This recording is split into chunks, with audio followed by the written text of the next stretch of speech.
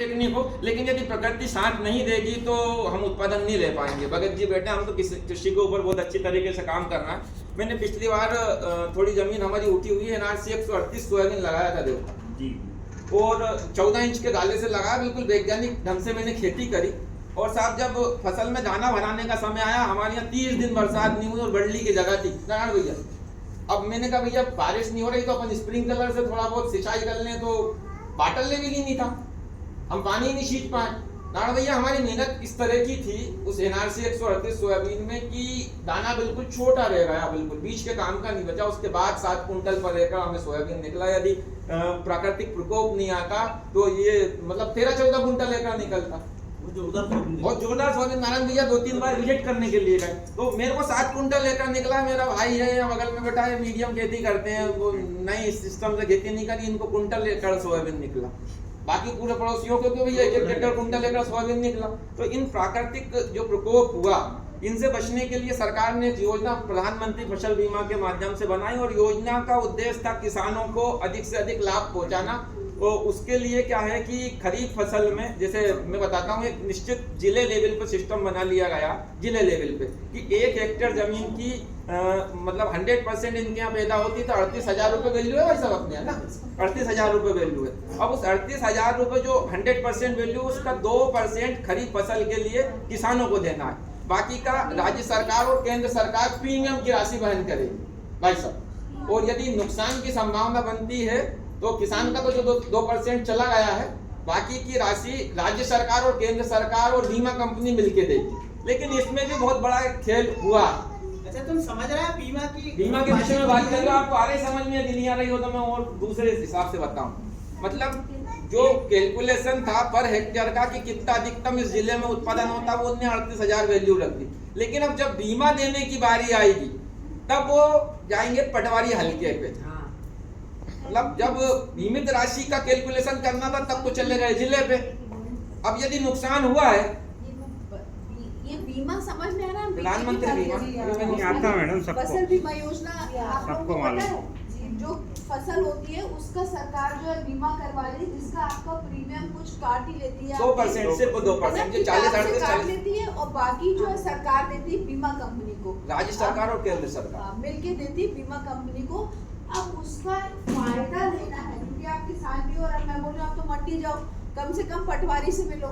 तो ये जो बीमा का है ना, वो बीमा को कैसे फायदा लेना है और उसमें क्या दिक्कतें आ रही है उसके बारे में बात करें। तो अगर जो भी नहीं जानता हो बीमा योजना के बारे में, हाँ, तो 2% किसान ने दे दिया, बाकी का राज्य सरकार और केंद्र सरकार देगी। बीमित राशि एक निश्चित मतलब जिले लेवल की कर दी। और जब नुकसान होगा तो पटवारी हल्के पे 5 साल का आपका जो फसल आपकी गांव की निकली है, जो पटवारी निकालने जाते हैं, जिसको अनावारी रिपोर्ट बोलते हैं, कि किसी साल 2 कुंटल, किसी साल 3 कुंटल, किसी साल 5 कुंटल, किसी साल नुकसान हुआ तो 1 कुंटल, उसका एक औसत विगत 5 साल का जो भी निकाल लिया, 1.5-2 कुंटल जो बन गया। अब अपने को तो लगता है कि अपनी सोयाबीन भैया 8 कुंटल एकड़ निकलती है, लेकिन अपने गांव का औसत है 3 कुंटल एकड़ का।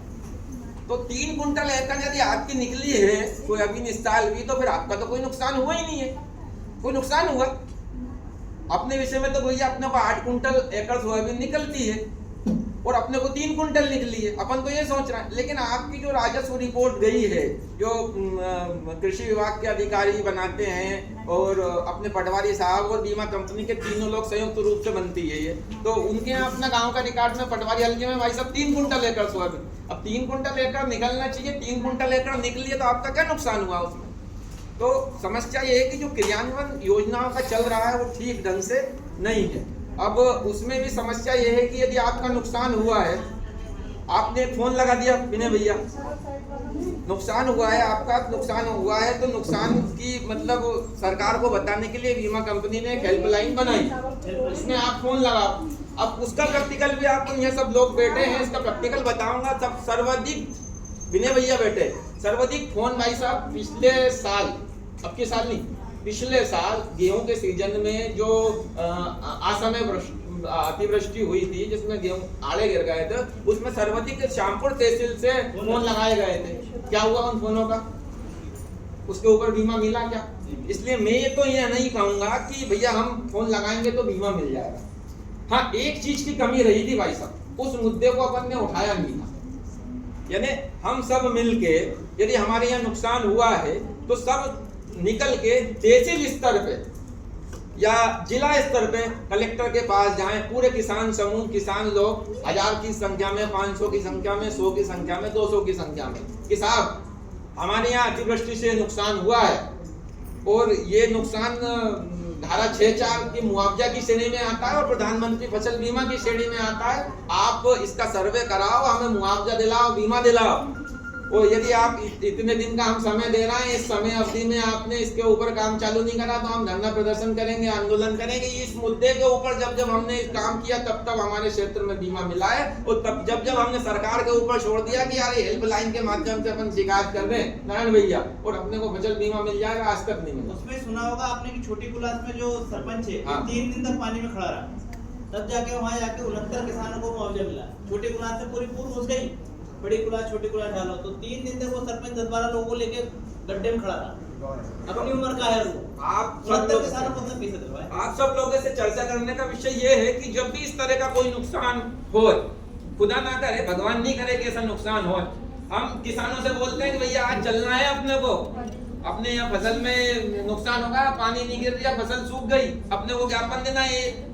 गांव में से 10, 15, 20, 25 लोग को हमारे पर्सनल संबंध के आधार पे हम लेके आएंगे, लेकिन किसान के मुद्दे के ऊपर कोई किसान नहीं निकलता। ये वास्तविक स्थिति है। भैया गलत बता रहे हैं आप। सबसे सीधा निवेदन, हम किसान संगठन के लोग यहाँ आए तो ये मौके का फायदा हम भी उठाना चाह रहे हैं कि जब इस तरह की समस्या हो तो हम तो हमारे स्तर पर प्रयास करेंगे, लेकिन यदि महिला किसानों की संख्या भाई साहब उसमें कुछ निकल गई तो सरकार को और प्रशासन को सोचना पड़ेगा और इससे किसानों का बहुत भला हो सकता है।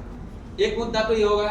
अब इसमें नुकसान परसेंट भी बता दिया बीमे के ऊपर, यदि आपको कुछ पूछना हो तो बता।